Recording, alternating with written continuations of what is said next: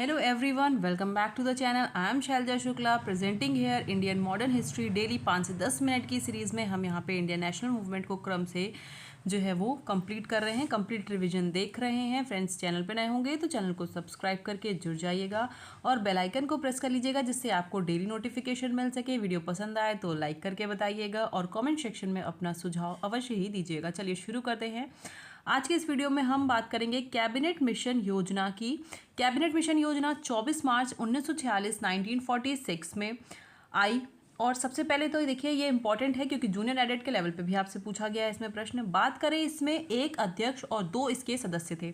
तो सबसे पहले अगर आपसे पूछा जाएगा अध्यक्ष कौन था कैबिनेट मिशन योजना का, तो आपको बताना है पेंथिक लॉरेंस। ध्यान रखिएगा, अध्यक्ष पूछा जाएगा तो पेंथिक लॉरेंस और इसके जो सदस्य थे वो थे एवी अलेक्जेंडर, स्टेफोर्ड क्रिप्स और सदस्य में इनको भी शामिल करते हैं पेंथिक लॉरेंस को भी। तो 3 सदस्य हो गए, लेकिन जब अध्यक्ष पूछा जाएगा तो अध्यक्ष ध्यान रखिएगा पेंथिक लॉरेंस थे।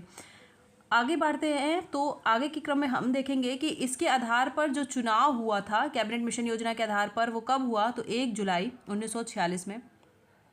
इससे पहले सबसे पहले जो चुनाव थे वो कहाँ कराए गए, तो सबसे पहले चुनाव प्रांतीय विधानसभाओं में कराए गए थे, सबसे पहले चुनाव। आगे बढ़ते हैं, इस क्रम में हम आगे देखते हैं कि तो जो प्रांतीय सभा के चुनाव हुए सबसे पहले उसमें बात करें कुल सीटें कितनी थी, तो उसमें कुल सीटें थी 389, जिसमें से 389 में से 292 सीटें जो थी वो कहाँ से थी, ब्रिटिश प्रांतों से थी। और ब्रिटिश प्रांत कितने थे, तो 11 ब्रिटिश प्रांत थे। यहाँ पे ध्यान दीजिएगा, 11 ब्रिटिश प्रांत थे और 11 ब्रिटिश प्रांतों से 292 सीटें थी। 4 सीटें जो थी वो आपकी ब्रिटिश कमिश्नरी से थी और 93 सीटें आपकी जो हैं वो देसी रियासतों से थी। देसी रियासतों से लोगों ने हिस्सा लेने से मना कर दिया, इसलिए फिर ये 93 सीटों पे चुनाव नहीं हुआ। तो कुल कितनी सीटों पे चुनाव हुआ, इस तरह से जब प्रश्न बनेगा कि संविधान सभा में जो पहला प्रांतीय सभा का चुनाव हुआ था वो कुल कितनी सीटों पे हुआ था, तब 292 ब्रिटिश प्रांत की जो सीटें थी, 11 ब्रिटिश प्रांत की और 4 जो ब्रिटिश कमिश्नरी सीटें थी, तो कुल मिलाकर 296। ठीक है, इतनी सीटों पर आपका चुनाव हुआ। 93 जो देसी रियासतें की सीट थी, इन्होंने चुनाव में हिस्सा लेने से मना किया, इसलिए इस पर चुनाव नहीं हुआ।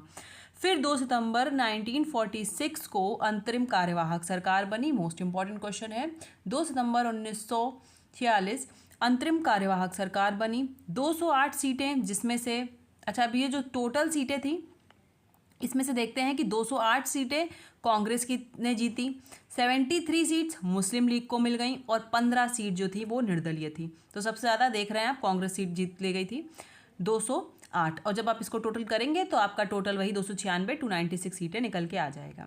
बात करेंगे प्रधानमंत्री कौन थे, तो जवाहरलाल नेहरू जी। गृह मंत्री कौन थे, सरदार वल्लभ भाई पटेल जी।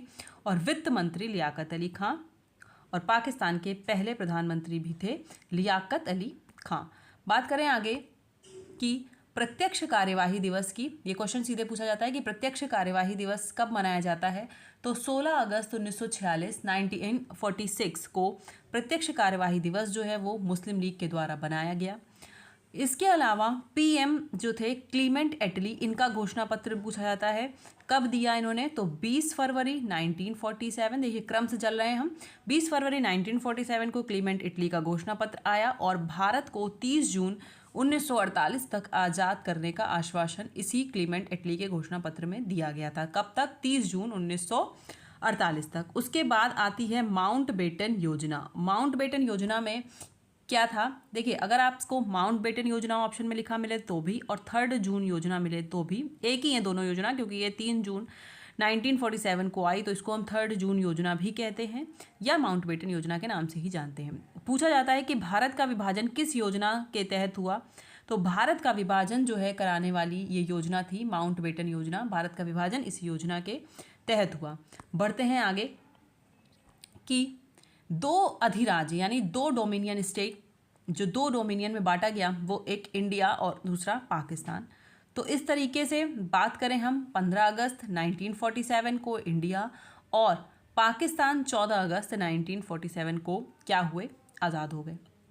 सेलिब्रेटेड एज लिखा हुआ है यहाँ पे विभाजन विभीषिका स्मृति दिवस। तो हम 14 अगस्त को पूछा जाएगा कौन सा दिवस मनाते हैं, तो ध्यान रख लीजिएगा कि 14 अगस्त को हम यहाँ पे विभाजन विभीषिका स्मृति दिवस मनाते हैं। फिर भारतीय स्वतंत्रता अधिनियम आया 18 जुलाई 1947 को, और इसके तहत अगर हम बात करें यहाँ पे तो पाकिस्तान पहले आज़ाद हो गया 14 अगस्त 1947 को, और उसके बाद जो है वो इंडिया आज़ाद हो गया 15 अगस्त 1947 को। तो ये हमारा इस प्रकार से हमने जितने भी पार्ट्स में हम पूरा मॉडर्न हिस्ट्री कवर किया, मॉडर्न इंडियन हिस्ट्री। तो फाइनली हमें स्वतंत्रता इस तरह से मिल गई 15 अगस्त 1947 को।